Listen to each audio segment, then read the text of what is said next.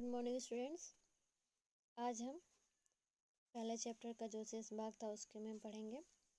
आज हम वर्गीकरण के बारे में पढ़ेंगे। सबसे पहले हम ये जानेंगे कि वर्गीकरण क्या है। वर्गीकरण है जब हम जीवों को उनके समान या उनके असमान लक्षणों के आधार पर जब अलग अलग समूहों या वर्गों में रखते हैं तो ये जो प्रक्रिया है वो वर्गीकरण कहलाती है। क्योंकि हमारे विश्व में बहुत सारे जीव हैं जो आकृति में, आकार में, भार में या माप में बहुत सारी विविधता है, वो एक जैसे नहीं है। तो इस आधार पे सबका अलग अलग अध्ययन करना कठिन हो जाता है। इसकी सुविधा के लिए उनको उनके समान और असमान लक्षणों के आधार पे अलग अलग समूहों या वर्गों में रखा गया है। यही वर्गीकरण कहलाता है। वर्गीकरण की आवश्यकता क्यों पड़ी? वर्गीकरण की आवश्यकता क्योंकि वर्ग इतने सारे विविधताओं के बाद उनका अध्ययन आसानी से हो जाए। क्योंकि जब मिलता है वर्गीकरण हो जाता है तो उससे अध्ययन में सुविधा हो जाती है। और जब हम इनको एक निश्चित क्रम में रखते हैं तो उससे हमें उनके विकास के क्रम का भी ज्ञान हो जाता है कि उनकी उत्पत्ति कैसे हुई है, उनके आपस में क्या क्या संबंध है, इन सब का ज्ञान होता है। उसके बाद वो किस तरह से परिस्थिति में अनुकूलन बना रखे हैं, किस तरह से डेवलप हो रहे हैं, इन सब का भी उसमें पता चल जाता है। इसके बाद इसके थ्रू जब हम इनको रखते हैं तो इसके थ्रू नए नए पौधों की खोज हो जाती है उनके लक्षणों के आधार पे। जो उनके अलग से लक्षण मिले इन सब के आधार पे मिल जाती है।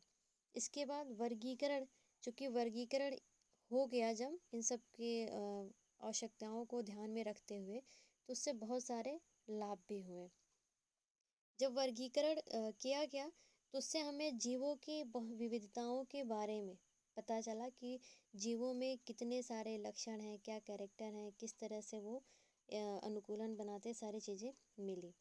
उसके बाद जब जीवों यानी जब उनको उनके विकास के क्रम का ज्ञान पड़ा, जैव विकास के, तो उनकी कैसे उत्पत्ति हुई है और एक जीव का दूसरे जीव में क्या क्या संबंध है, इन सब के बीच का ज्ञान प्राप्त हुआ।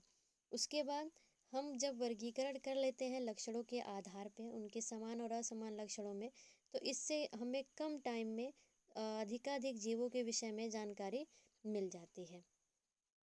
उसके बाद अगर हम किसी एक समूह के जीवों का अध्ययन कर लें, अगर हम किसी भी एक समूह के जीवों का अध्ययन कर लेते हैं तो हमें उस समूह के जितने भी जीव हैं उनके बारे में एक मोटी मोटी जानकारी प्राप्त हो जाती है।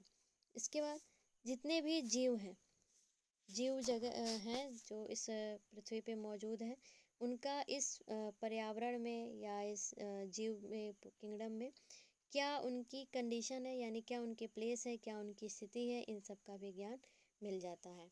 और इनका वर्गीकरण करने से हमें उनके जैव विकास का क्रम और क्रम के साथ साथ प्रमाण का भी पता चल जाता है। तो जीवधारियों का जो वर्गीकरण है वो पहले से ही बहुत एंशिएंट टाइम से ही उसको करते रहे हैं अपनी सुविधा के अनुसार। तो इसमें इसके इतिहास में सबसे पहले जो आचार्य चरक थे, इन्होंने अपनी चरक संहिता में लगभग 200 प्रकार के जंतुओं और 340 प्रकार के पौधों का उल्लेख किया था। इसके बाद हम इनके हिस्ट्री में आगे देखेंगे कि अरस्तु और अन्य जो दार्शनिक थे उनके साथ के उन लोगों ने चौथी तीसरी शताब्दी में जीवधारियों को उनके वैज्ञानिक आधार पे उसको दो समूह में बांटा था, जंतु और पादप में, क्योंकि ताकि इनके बारे में जानने में आसानी हो जाए। और उन्होंने पौधे के 3 समूह भी बनाए थे, शाक, झाड़ी तथा वृक्ष, यानी कि हर्ब, श्रब और ट्री भी बनाया था। इसके बाद थियोफ्रास्टस थे जिन्हें वनस्पति विज्ञान का जनक कहा जाता है, जिन्होंने अपनी पुस्तक हिस्टोरिया प्लांटेरम में 480 प्रकार के पौधों को वर्गीकृत किया गया था। इसके बाद जॉन रे थे, इन्होंने सबसे पहले स्पीसीज शब्द का प्रयोग किया था और इन्होंने एक ऐसी चार्ट बनाया था जिसकी सहायता से लक्षणों जो उनके लक्षणों के आधार पर जंतुओं को वर्गीकरण कर सकें। इसके बाद कैरोलस लिनियस थे जिन्हें वर्तमान जो प्रणाली है वर्गीकरण की उसका जन्मदाता भी इनको माना जाता है। इनकी पुस्तक थी सिस्टमा नेचुरी। इन्होंने जीवों को आधुनिक उनके नाम और उनकी आधुनिक वर्गीकरण की जो प्रणाली है उसके आधार पर उन्होंने उसको बांटा था, और उनकी जो इस समय की जो प्रणाली है मोस्टली उनसे इन्फ्लुएंस है। इसकी जो वर्गीकरण, इसीलिए कैरोलस लिनियस को वर्गीकरण का विज्ञान का जनक भी कहा जाता है। इसके बाद जॉर्ज कुवियर थे। इन्होंने जंतुओं को संघों और प्रत्येक संघों को वर्गों में वर्गीकृत कर दिया था। इन्होंने संघों और यानी क्लास का भी बनाया, क्लास में डिवाइड किया। इसके बाद आर.एच. व्हिटेकर थे, जिन्होंने 5 किंगडम सिस्टम की परिकल्पना प्रस्तुत की थी। तो इस प्रकार ये थोड़ी हिस्ट्री थी कि किस तरह से एंशियंट टाइम से ही और दार्शनिक या फिर धीरे धीरे वैज्ञानिक लोग इसको अपनी आवश्यकता के अनुसार उसको वर्गीकृत करते चले गए। तो वर्गीकृत करने की कुछ पद्धतियाँ भी रही हैं। जैसे यहाँ 4 पद्धतियाँ हैं। इसमें सबसे पहली है कृत्रिम पद्धति। जो कृत्रिम पद्धति है, इस पद्धति में जीवों को उनके एक या कुछ 2 लक्षण ले लिए, 1-2 या कुछ लक्षण ले लिए, जैसे उनके फिजिकल बिहेवियर के आधार पे उनके जो बाह्य लक्षण थे ले लिए। जैसे हो गया आकार और आकृति, जैसे पौधे हैं, पौधों में शाख है, झाड़ी है, वृक्ष है यानी छोटे से लेके बड़े। उसके बाद उनके जीवन की अवधि के आधार पे पौधे एनुअल हैं, बाइनियल है, पेरिनियल है, मतलब किस हैं, 1 साल के हैं या बाइनियल हैं या फिर वो लॉन्ग टाइम के हैं, इसके आधार पे।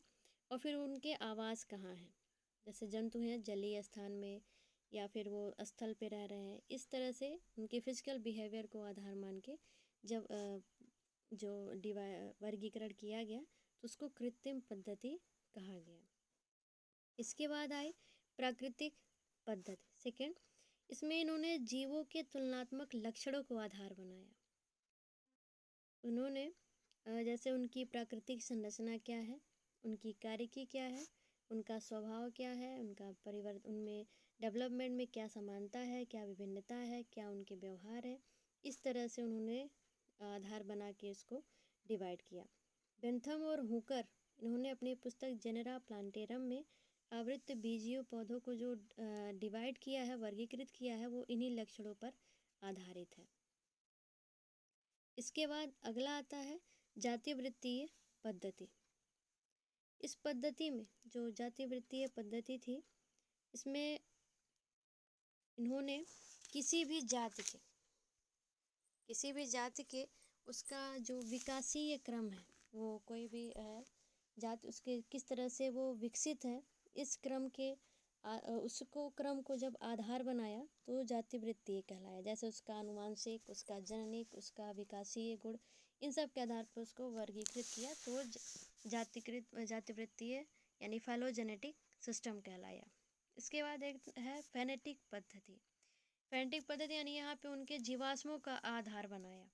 जो जीवाश्म में उनके प्रमाण मिलते हैं, जीवाश्म जान रहे होंगे आप, जो मिलते हैं जब उनके अभाव नहीं मिल पाए जिन जीवों के, उनके विकासीय संबंधों का जब देखा गया कि जिन जीवों के जीवाश्म नहीं प्राप्त होते हैं, उनके विकासीय संबंधों का जो आधार है वो प्राप्त करना बहुत मुश्किल हो जाता है।